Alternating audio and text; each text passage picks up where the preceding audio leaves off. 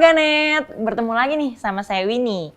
Gimana kabarnya warganet? Masih aman kan berselancar di dunia digital?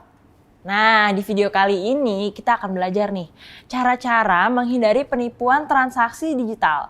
Yuk, kita simak bersama. Syah, hati-hati loh. Penipuan transaksi digital tuh makin serem loh sekarang. Ini Bapak baca nih. Kamu juga tuh, ini Kevin nih. Kecil-kecil bisa jadi sasaran empuk nantinya. Kenapa emang Pak? Ini Bapak lagi baca-baca berita. Banyak banget ternyata anak remaja yang kena penipuan transaksi digital. Waktu dia belanja online itu. Penipuan apa sih Pak? Ya, penipuan ini transaksi digital. Ya gimana? Maksudnya apa? Nih, transaksi. Jadi transaksi digital itu kamu juga harus hati-hati Kevin.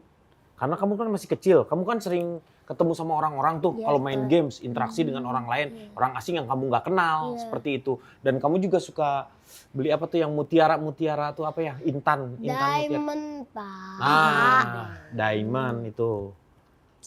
Itu tuh. Terus gimana dong Pak? Jadi kalau kamu ketemu sama orang asing terutama, kamu harus hati-hati, jangan langsung percaya. Kalau ada orang yang, apalagi orang yang nawarin barangnya tuh murah.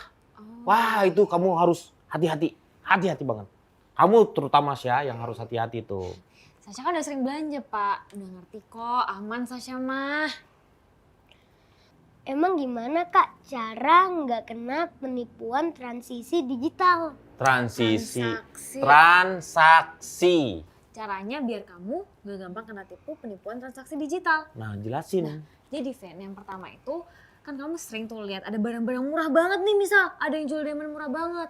Nah itu kamu harus curigain Vin. Atau kalau misal kamu mau beli sepatu baru, mau beli baju baru, kalau ada yang murah banget, itu kamu harus perhatiin lagi. Soalnya kita nggak bisa jamin Vin kalau barang yang ada di foto itu akan sama barang yang dikirim ke kita.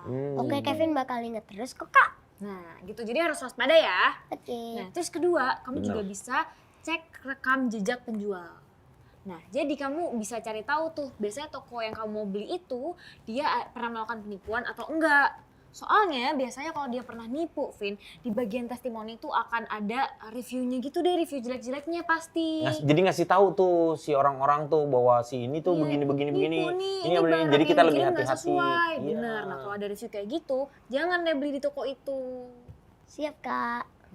Tapi serius Devin, kamu harus hati-hati juga karena walaupun misal testimoninya bagus-bagus, biasanya ada juga yang testimoninya palsu. Jadi bikin sendiri maksudnya. Iya. Jadi Oke, dia Kak. bikin sendiri testimoninya tuh Oke. dengan akun yang lain ya. Bener. Iya itu bener Oke bisa tuh. Kak, Kevin bakal menyesuaikan harga sama testimoninya. Nah, bagus tuh Vin. Tapi selain itu, kalau mau lebih aman lagi, kamu bisa cek nomor telepon penjualnya. Nah, kamu bisa cek lewat mesin pencarian digital, dan kalau emang nomornya ternyata bermasalah tuh Vin, nanti hasil pencariannya tuh bakal dikaitkan sama berita-berita kriminal. Biasanya kamu bisa cari kayak gini nih, nomor telepon terus belakangnya kamu tambahin kata penipu gitu.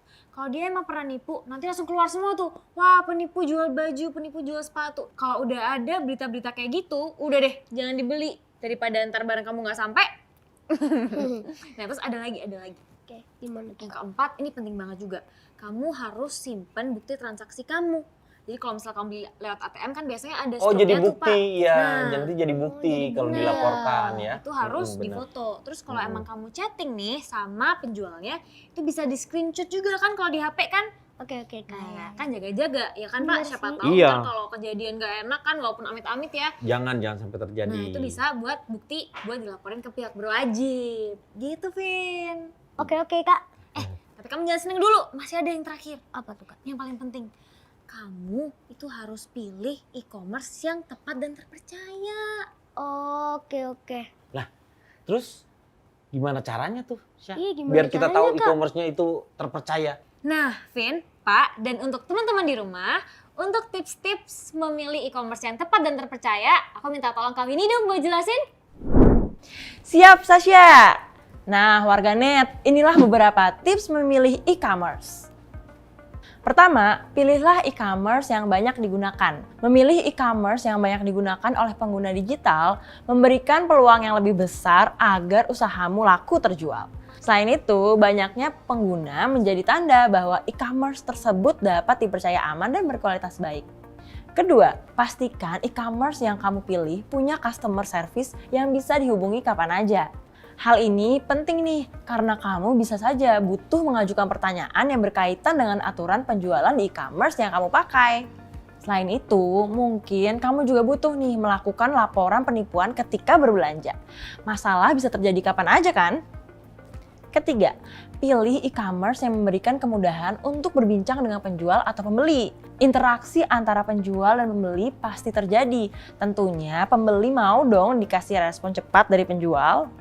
Nah, kemudahan fitur obrolan sangat dibutuhkan ketika kamu beraktivitas di e-commerce. Keempat, periksa kebijakan e-commerce yang kamu pilih dengan teliti. Sebelum memilih e-commerce yang sesuai untuk usaha kamu harus mengetahui nih kebijakan yang dikeluarkan oleh e-commerce tersebut. Kamu bisa mengecek bagian terms and condition untuk mencegah penipuan dari situs itu sendiri. Kelima, pilihlah e-commerce yang mudah diakses.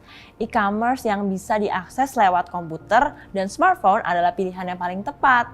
Sebagai penjual, tentunya kamu harus selalu siap sedia menerima pertanyaan dan juga pemesanan dari pembeli. Sementara sebagai pembeli, kamu butuh memeriksa perjalanan barang yang kamu pesan setiap waktu. Jadi gampang banget kan kalau bisa akses lewat komputer dan smartphone sekaligus? Itulah tadi 5 tips memilih e-commerce yang bisa membuat kamu terhindar dari penipuan digital. Dalam beraktivitas di e-commerce, pastinya kamu memiliki akun pengguna. Nah, sekarang kita akan membahas nih tips dan trik mengamankan akun agar terhindar dari penipuan. Pertama, kelola kata sandi atau password dengan unik dan tidak membagikannya kepada siapapun. Jangan lupa ya, mengganti password dengan rutin. Kedua, pastikan keluar atau logout dari akun saat selesai bertransaksi digital.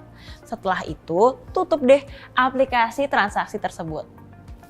Ketiga, gunakan perangkat pengamat atau firewall dan antivirus pada gawaimu.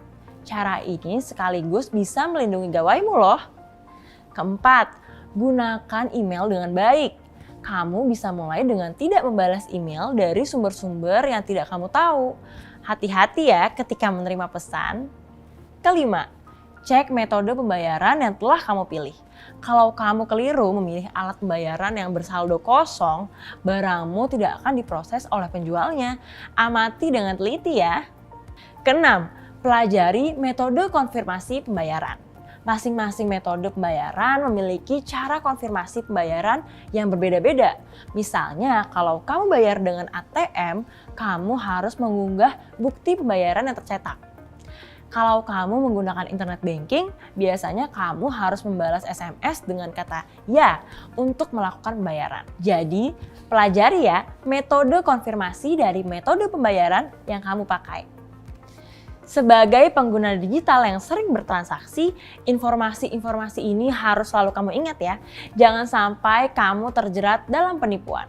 Terima kasih sudah menyaksikan video persembahan dari Kominfo dan Ruang Guru. Bagikanlah informasi ini kepada teman-temanmu yang sering berselancar di dunia digital ya. Saya Winnie pamit undur diri. Sampai jumpa!